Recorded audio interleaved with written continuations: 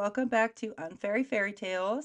It's me today delivering your story of the day, and we're going to go ahead and jump right in with Cinderella.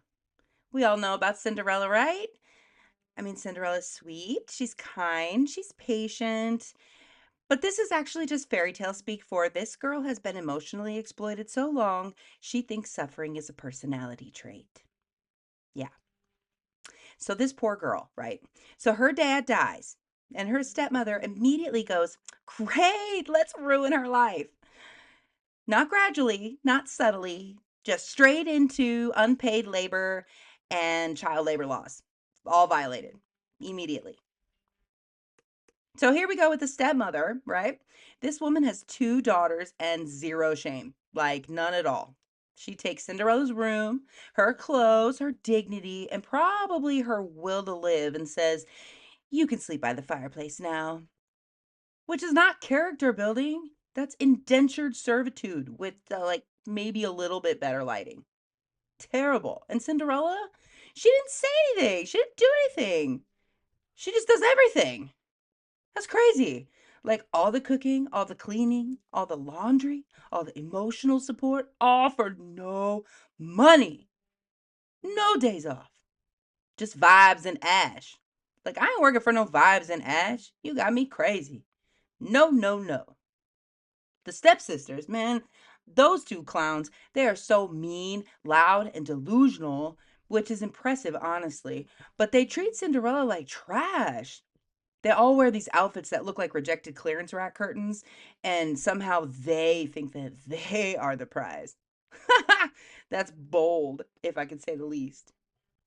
But at any rate, there's this prince, right? He decides he needs a wife. So instead of therapy, self reflection, or literally meeting women like a normal person, he throws a ball because we got to be fancy about it, right? Invites everybody in the world that he knows, except Cinderella.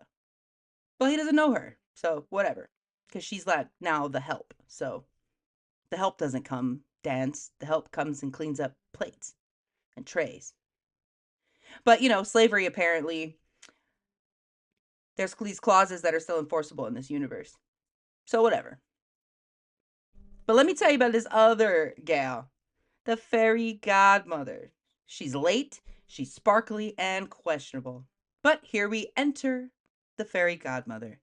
Unclear where she's been, where she came from, or what her plans are exactly at the moment, but she just shows up exactly when she's needed, which is slightly suspicious, I think. She goes, "Well, why are you crying?" Girl, look at my life. Why am I crying? Are you serious? Of course I'm crying. I'm probably trying to, like, hang myself from the tallest tree in the backyard, but yeah, I'm crying right now. So then she just turns mice into horses, a pumpkin into a carriage, and Cinderella into a top 10 knockout. Bow! Which just once I'd like a fairy to show up and say, "Hey, here's a lawyer. Let's fix this." But that's probably not going to happen. Hmm. Too bad. Anyway, the dress and the deadline. So Cinderella gets a gorgeous dress, and glass slippers. I mean, wait a minute. Let's fall back here. Glass slippers. Glass shoes of glass for dancing. This doesn't make sense. Why would she do this to this poor girl? I mean, they say it's magic, but I think it's a foot injury waiting to happen and possibly a lawsuit. But I don't know what she's doing with those glass slippers. Then there's always a catch anyway. Be home by midnight, because nothing says romance like a curfew, like we're 12 years old. So that's always fun too. So at the ball, Cinderella walks into the ball, and every single person sees her and stops breathing. Why? Because she's confident for the first time in her life. So, woohoo, go girl. You got this. That's it. That's the magic. Confidence. Not real magic. It's like fake magic, but still works the same. The prince sees her and forgets about every other woman that exists, which says less about destiny and more about male attention span. I mean, let's be real. Hot girl walks in, all dudes look at her. It's kind of like, whatever. Just don't be homely, I guess. So anyway, they dance, they talk. They do not exchange names, so he still don't know who this girl is. That I would think would be kind of important if you're looking for a wife, but maybe I'm just crazy.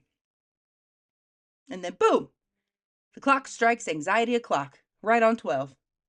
Cinderella panics. Oh, no, I'm going to turn into a pumpkin, or whatever she says. And then she runs and runs and runs. And then she leaves behind the glass slipper, which why did they not break is just baffling to me because it's glass shoes and you're running in them. But regardless, she leaves behind a glass slipper because even magical women, I guess, lose things when they're stressed out. She gets home, back into rags, back to doing chores, back to being ignored and hating her life. And then the prince magically wakes up and says, I don't remember her face. I don't remember her name. But I remember her foot. Sir, whatever. They drag this slipper across the kingdom like it's a Tinder bio. Every woman tries it on. Most don't fit. Oh, shocking. It's a glass slipper. It's probably supposed to be on a mantle somewhere, collecting dust. But again, whatever. Finally, Cinderella tries it on.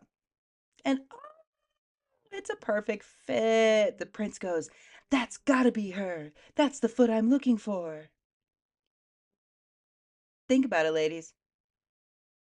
I don't know about you, but I get in trouble if I leave a toothbrush anywhere, let alone my shoes. But I guess I just gotta leave a shoe somewhere. Maybe then somebody will be like, hey, what's up, girl? I could get you. You want to get married? Because that's what they did. They got married.